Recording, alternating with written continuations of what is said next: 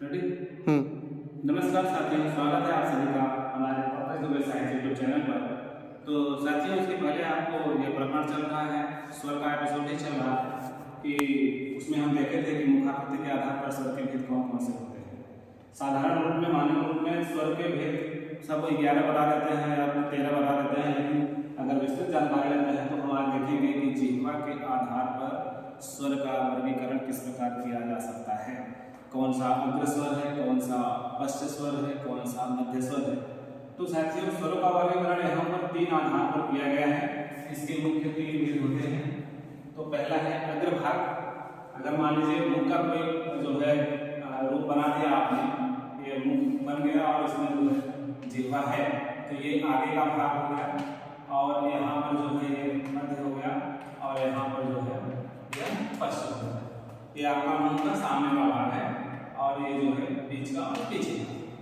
तो इस आधार पर स्वर को हम 3 रूप में जानते हैं। तो देखिए, अग्रभाग में क्या है, जिन स्वरों के उच्चारण में जिह्वा अग्रभाग से रहित है, जिसको बोलने में जो है जिह्वा अग्रभाग से रहित हो, यानी उसमें जुड़ी न हो, तो वहां पर जो है अग्रभाग के अंतर्गत उसको माना जाता है। जैसे इ ई ए री, कुल मिला के 5। अगर इसको हम बोल रहे हैं ई ए री, तो इसमें जिह्वा का कोई जो है योगदान नहीं है। हाँ, अपवाद रूप में री में हमारा जो हल्का सा जीव जो है संघर्ष या घर्षण करता है, तो इस पर जो अगर हम बोलते हैं कि ई ए री, तो जिह्वा का कोई जो है योगदान नहीं। इस प्रकार से अग्रभाग में 5। अब देखिए मध्य भाग। स्वर को बोलते समय, उच्चारण करते समय उसकी ध्वनियां जब निकलती है हमारे मुख से, तो बीच में कौन सा है, जैसे अ, यह ना पीछे ही है और ना पहले ही है। इसका उच्चारण करते हैं तो ऐसा आभास होता है, ऐसा संतुलन बनता है कि अ की जो ध्वनि है वह जो है मध्य स्वर के अंतर्गत आती है। यह मात्र 1। अब देख लीजिए 1 2 3 4 5 यहाँ और 1 यहाँ, जो अब इन सब में नहीं है वह पश्च स्वर में मिलेंगे। यानी जिन स्वरों का उच्चारण करते समय जिह्वा पश्च भाग में रहित हो, उसका कोई योगदान नहीं हो, कोई जो है नहीं हो, कोई योगदान नहीं।